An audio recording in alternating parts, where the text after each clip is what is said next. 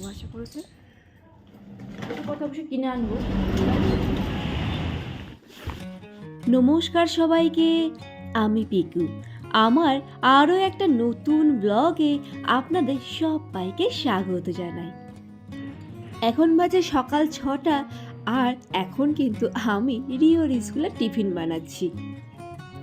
শীতকালে ঘুম থেকে উঠতে সবার 1 ঘন্টার জন্য হলেও দেরি হয়, কিন্তু আমার সেই দেরি করার মতো সময় নেই।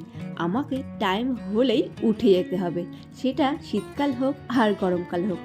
রিওদের স্কুল মাত্র 20 মিনিট পিছিয়ে গেছে, তো সেই জন্য আমি কিন্তু 20 মিনিট পরেই উঠি।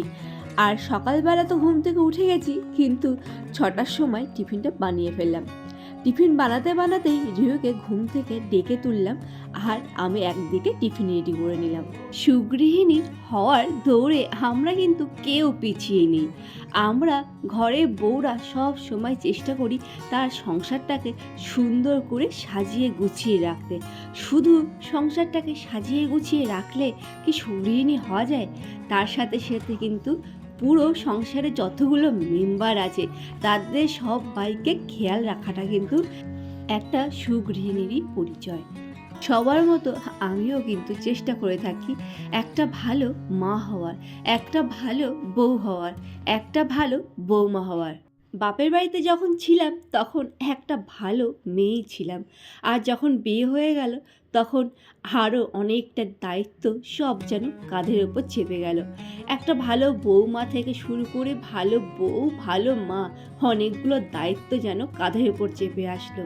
শীতকালে যখন সকাল 6:30টার সময় সবাই ঘুমাচ্ছে, আমি কিন্তু এখন রিয়েকে নিয়ে চললাম রিওর স্কুলের উদ্দেশ্যে। আর দেখুন আমরা বেরিয়েও পড়েছি, আর আজকে ভালোই ঠান্ডা পড়েছে, সেটা নিঃসন্দেহে আমাদের দেখে বোঝাই যাচ্ছে।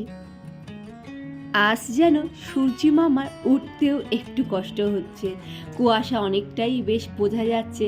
আর দেখুন আমি তারপরে বাড়ি চলে এসেছি রিওকে স্কুলে দিয়ে এসে। আর এই যে প্রত্যেক দিনের কাজ, এই গাছগুলো আমার তো ভেতরেই থাকে, তো সেগুলো একটু জানলার ধারে করে দিলাম, আর অল্প অল্প করে জল দিলাম। আর সেদিন যে গাঁদা গাছটা কিনেছিলাম, ওটা এই যে গাছটা একদিন জল না পেয়ে কেমন যেন নেতিয়ে পড়েছে, তারপরে এটাতেও একটু জল দিয়ে দিলাম। গ্রামের মেয়ে আর গ্রামের বউ, তারপরেও কিন্তু একা হাতে আমি রিওকে মানুষ করে যাচ্ছি। ওকে সকালবেলা টিফিন তৈরি করা থেকে স্কুলে পাঠানো, স্কুল থেকে নিয়ে আসা, টিউশনি পড়তে নিয়ে যাওয়া, সমস্ত দায়িত্বটা কিন্তু আমি একা হাতেই পালন করি। সাথে সাথে সংসারে সমস্ত কাজকর্ম তো আছেই। রিওর দায়িত্ব সামলানো থেকে শুরু করে সংসারে প্রত্যেকটা জিনিসের খেয়াল রাখতে হয়, আর তার সাথে আছে কিন্তু বাজার করা। সেটা তো আপনারা যারা পুরানো তারা তো সবাই দেখে বুঝতে পারেন, আমি কিন্তু নিত্যই বাজার করি। একদিনে বেশি বাজার করে আনা আমার পক্ষে সম্ভব নয়, সেই জন্যই অল্প অল্প বাজার করি, আর সেটাই আমি কিন্তু আপনাদের সবার সাথে শেয়ার করি। এই যে এটাও কিন্তু একটা ভীষণ বড় দায়িত্ব। সকাল 8টা বাজলেই কাঁচড়াওয়ালা চলে আসে কাঁচড়া নেওয়ার জন্য, আর আমি আমার ঘরের সামনেই রেখে দিই, মানে ফ্ল্যাটের সামনেই ওরা বিল্ডিংয়ে ওঠে, পুরো বিল্ডিং থেকে নিয়ে চলে যায়, তো সেই জন্যে আমার আর কোনো অসুবিধা হয় না। এই সব কাজগুলো সারার পরে আমি কিন্তু নিয়ে বসলাম এখন চা নিয়ে। যেহেতু 8টা বেজে গেছে, সব কাজ মোটামুটি হয়ে গেছে, তো সেই জন্য আমি একটু দুধ চা নিয়ে বসলাম। আর দুধ চা খেতে আমার বেশ ভালো লাগে। সকালবেলা হলে 1 কাপ দুধ চা খেলে আমার যেন দ্বিগুণ এনার্জি আমি ফিরে পাই বলে আমার মনে হয়। শীতের সকালে সব কিছু কিন্তু একেবারে প্ল্যানিং করেই করতে হয়। এখনও কিন্তু আমার বাসন মাজা হয়নি। প্রথমে ভাবলাম জামা কাপড়গুলো সব ভিজিয়ে দিই, আর এসেই তো বিছানা গোছানো থাকে, ঘর ঝাড় দেওয়া থাকে, ঘর পরিষ্কার করার একটা ব্যাপার থাকে, তো সেই জন্য ভাবলাম সবসময় চেষ্টা করি শীতের সকালে জলে হাত না দেওয়া কাজগুলো আগের সেরে নিতে, কিন্তু জলে তো আমাকে সেই সকাল 6টা থেকেই হাত দিতে হচ্ছে। তারপরে বাড়িতে ফিরে আমি কিন্তু চেষ্টা করি জলে হাত না দেওয়া কাজগুলো আগে সেরে নিতে। সেই জন্যেই প্রথমে বিছানা গোছানো, ঘর ঝাড় দেওয়া, ঘর পরিষ্কার করা, আর তারপরে যে কাচরা ফেলা তো 8টার মধ্যে আমাকে ফেলতেই হবে, তা না হলে ময়লা আওলা আপনার চলে যাবে। আর তারপরে এই যে চা তো বসিয়েছি, চা আমার হয়েও গেছে, আর একদিকে আমি ডাল সিদ্ধ আর সোয়াবিন সিদ্ধ বসিয়ে দিলাম। আর তার মাঝেই তো দেখতে পেলেন আমি জামা কাপড় ভিজিয়ে দিলাম, সেটাও কিন্তু জলে হাত দেওয়া। আর তার মধ্যেও চেষ্টা করে থাকি যতটা সম্ভব জলে হাত কম দিতে হয় শীতকালে। আর সকাল থেকে এত কাজ করতে করতে আমার কিন্তু একেবারে 11টাই বেজে যায়। আর খুব তাড়াতাড়ি করি বলে সব কাজ কিন্তু আমি সম্পূর্ণভাবে গুছিয়ে উঠতে পারি, কারণ আমি 1 মিনিটের জন্য রেস্ট নিই না। রিওকে স্কুলে দিয়ে আসার পর থেকে সমানেই কিন্তু হাত আমার চলতে থাকে, কারণ মাথার মধ্যে আমার সবসময় ঘুরতে থাকে 11:30 বাজলেই আমাকে ছুটতে হবে রিওকে স্কুল থেকে আনতে। তা না হলে একটু দেরি হলে ও বেচারা মুখ কালো করেই স্কুলের গেটের সামনে দাঁড়িয়ে থাকবে।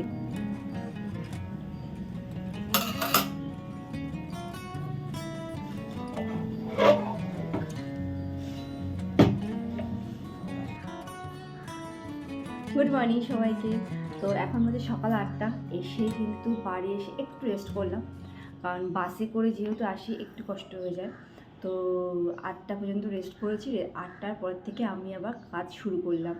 প্রথমেই আমি জামা কাপড় সব ভিজিয়ে দিয়েছি, তারপরে এখন ডাল সিদ্ধ হচ্ছে আর সোয়াবিন সিদ্ধ বসিয়ে আমি চাটা খাবো, কারণ খুব বেশি গরম চা খেতে পারি না সেই জন্য। আর এই বিস্কুটগুলো আমি কিনে এনেছি রিওর স্কুলের পাশে। আজকে কিনিনি, 2 দিন আগে কিনেছি, কিন্তু দেখানো হয়নি। যাই হোক, তো এই বিস্কুটগুলো খেলে না অনেকটা পেট ভরে থাকে, আর আমার খুব ভালো লাগে এই বিস্কুটগুলো খেতে। তো মানে বেকারি টাইপের বিস্কুট খেতে ভালো লাগে, তো সেই জন্যই কিনে আনলাম।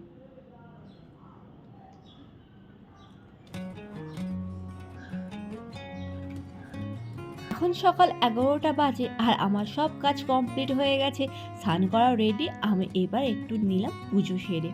একা হাতে ছেলে সব দায়িত্ব থেকে শুরু করে সংসারে A to Z সব দায়িত্ব পালন করা যতটা দেখে সহজ বলে মনে হয়, ততটা কিন্তু একেবারেই নয়।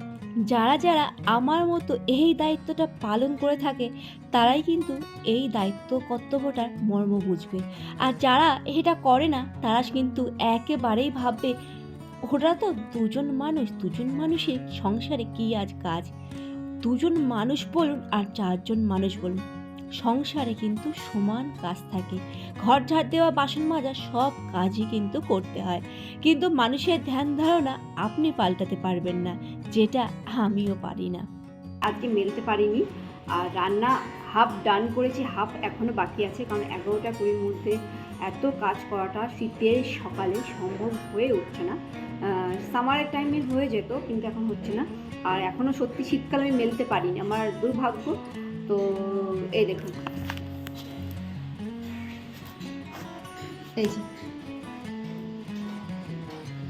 এই যে দেখিয়ে দিলাম, এখনও কিন্তু আমি মেলামেলি করতে পারিনি। কমফোর্টের মধ্যে আসলে ভিজিয়ে রেখেছি, ঠিক আছে। তো তারপরে ভাবলাম স্নানটা সেরে নিই।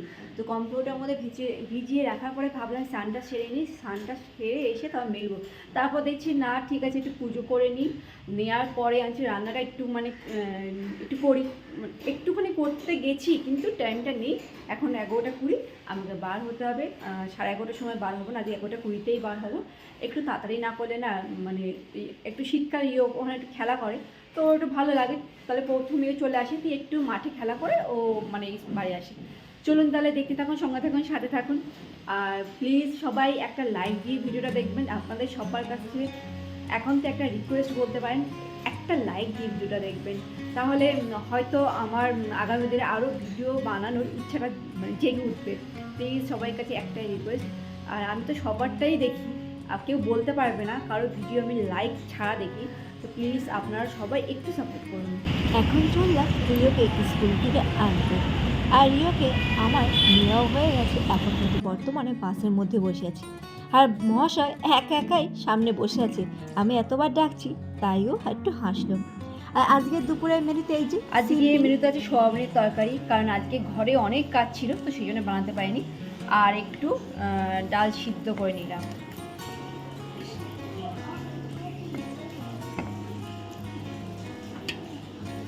এই যে মা আর বেটারা কী করবো বলুন, এই দুটো আইটেম দিয়েই আমাদের খাওয়া হয়ে যাবে বাস।